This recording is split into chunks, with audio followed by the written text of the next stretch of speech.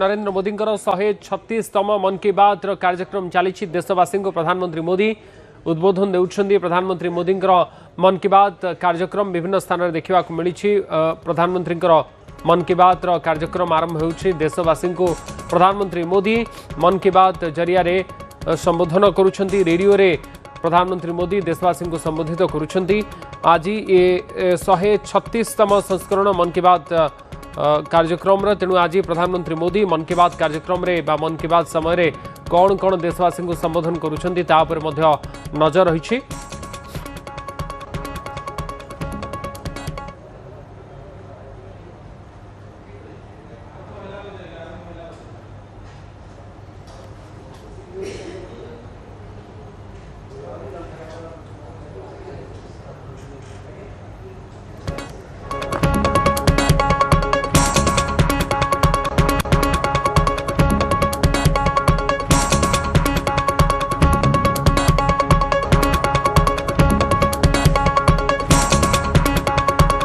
आज 136तम संस्करण मन की बात कार्यक्रम प्रधानमंत्री नरेंद्र मोदी अल्प समय भितर जोड़ी हे मन की बात जरिया देशवासी को उद्बोधन देवे।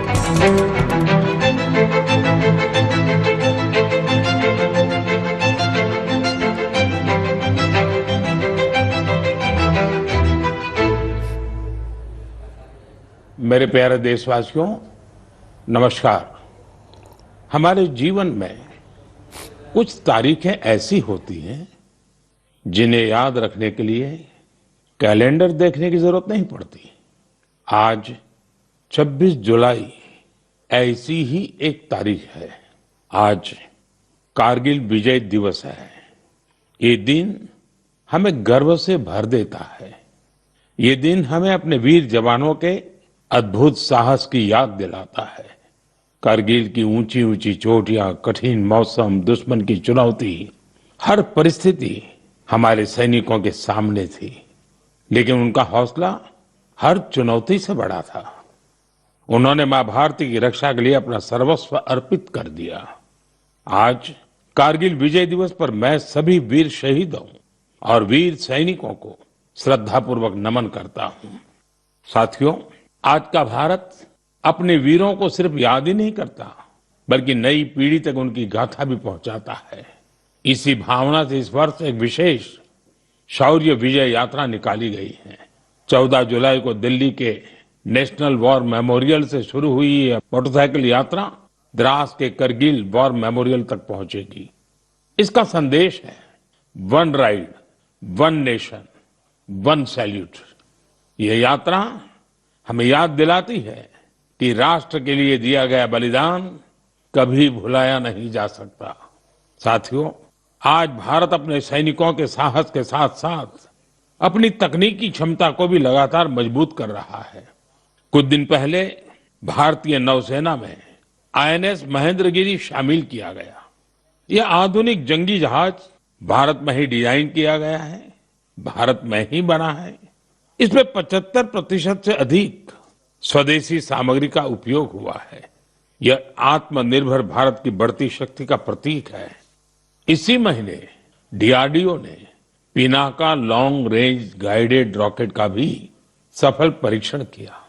इस सफलता के पीछे हमारे वैज्ञानिकों और इंजीनियरों का सामूहिक परिश्रम है। 2-3 दिन पूर्व ही डीआरडीओ ने कुशा मिसाइल का भी सफल परीक्षण किया है। साथियों, आज रक्षा उत्पादन हो, रक्षा निर्यात हो या मित्र देशों के साथ राजनीतिक सहयोग, भारत लगातार नई ऊंचाइयों की ओर बढ़ रहा है। इस महीने की शुरुआत में मैं इंडोनेशिया में था, जहां ब्रह्मोस और अस्त्र मिसाइलों के लिए एक बड़ा समझौता हुआ है। दुनिया का भरोसा भारत के रक्षा उपकरणों और तकनीक पर बढ़ रहा है। आइए इस करगिल विजय दिवस पर हम अपने अमर शहीदों को नमन करें और एक सुरक्षित, सक्षम और आत्मनिर्भर भारत के निर्माण का अपना संकल्प और मजबूत करें। मेरे प्यारे देशवासियों, मन की बात के पिछले एपिसोड में मैंने आपसे कैच द रेन अभियान की चर्चा की थी। मैंने आग्रह किया था कि बारिश की हर बूंद को सहेजने के इस अभियान को जन आंदोलन बनाएं। कैच द रेन का संदेश बहुत सीधा है।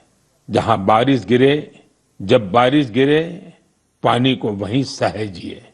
इसलिए 4 जुलाई से देश भर में एक विशेष अभियान भी चलाया जा रहा है। इसके तहत बारिश के पानी के संचयन, ग्राउंड वाटर रिचार्ज, पुराने जल स्रोतों के पुनर्जीवन और वृक्षारोपण को नई गति दी जा रही है। मुझे बहुत खुशी है कि गांव हो या शहर, पंचायतें हो या सामाजिक संस्थाएं, हर जगह लोगों ने बढ़ चढ़कर भागीदारी की है। कहीं पुराने तालाबों से घास निकाली जा रही है, कहीं कुआं और बावड़ियों को फिर से जीवन दिया जा रहा है। बंद पड़े बोरवेल अब ग्राउंड वाटर रिचार्ज का माध्यम बन रहे हैं। साथियों, मध्य प्रदेश के सीधी जिले में करीब 1,500 तालाब बनाए गए हैं। नरसिंहपुर में अमृत सरोवरों को संवारा गया है।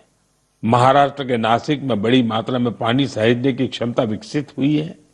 आंध्र प्रदेश के नंदयाल में सभी ग्राम पंचायतें इस अभियान से जुड़ी हैं और पुराने तालाबों को फिर से उपयोगी बनाया गया है। हमारे शहर भी पीछे नहीं है। छत्तीसगढ़ के कोरबा, उड़ीसा के भुवनेश्वर और आंध्र प्रदेश के विजयनगरम इस अभियान के उत्साहजनक परिणाम दिखाई दे रहे हैं। आइए हम भी अपने आसपास किसी एक तालाब, कुएं या बावड़ी की जिम्मेदारी लें। पानी की हर बूंद बचाएं। आज बचाई गई हर बूंद आने वाली पीढ़ियों के भविष्य की सबसे बड़ी पूंजी है। मेरे प्यारे देशवासियों, कुछ ही दिन पहले ग्लासगो में कॉमनवेल्थ गेम्स शुरू हुए हैं। हर देशवासी भारतीय दल को निरंतर अपनी शुभकामनाएं दे रहा है। उनकी कामना है कि सभी खिलाड़ी और एथलीट बेहतरीन प्रदर्शन करें और लोगों का दिल भी जीते। साथियों, हमारे युवाओं ने हाल के दिनों में स्पोर्ट्स में कई शानदार उपलब्धियां हासिल की हैं। पीवी सिंधु बैडमिंटन में जापान ओपन का खिताब जीतने वाली पहली भारतीय बन गई हैं। उनकी इस उपलब्धि पर पूरे देश को गर्व है। भारतीय महिला क्रिकेट टीम ने भी लंदन में लॉर्ड स्टेडियम में अपना पहला टेस्ट मैच जीता है। यह एक ऐतिहासिक जीत है। हमारी टीम ने 270 रनों के बड़े अंतर से यह मुकाबला जीता। लेकिन बात सिर्फ इतनी सी नहीं है।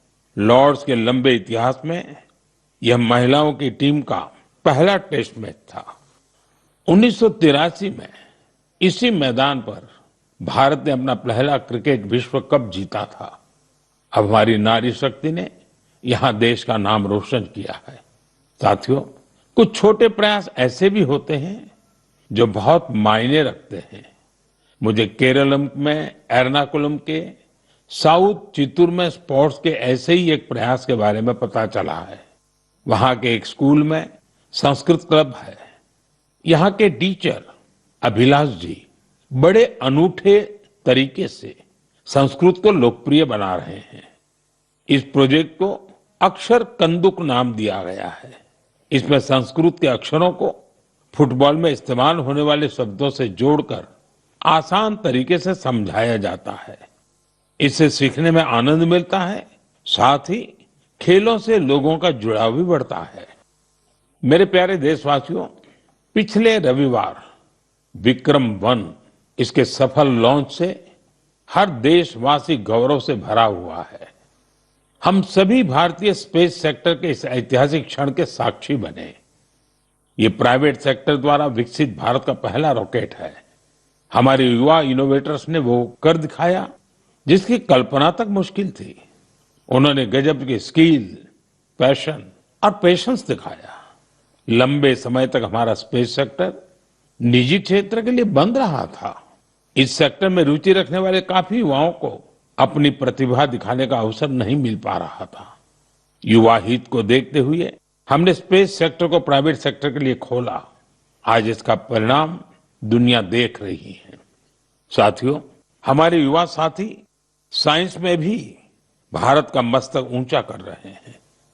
साइंस ओलंपियाड्स दुनिया के सबसे महत्वपूर्ण कंपटीशन में से एक है। इनमें बड़ी संख्या में स्टूडेंट्स हिस्सा लेते हैं। इस महीने फिजिक्स, केमिस्ट्री, बायोलॉजी और मैथमेटिक्स के ओलंपियाड हुए। इन कॉम्पिटिशन्स में भारतीय दल का प्रदर्शन शानदार रहा।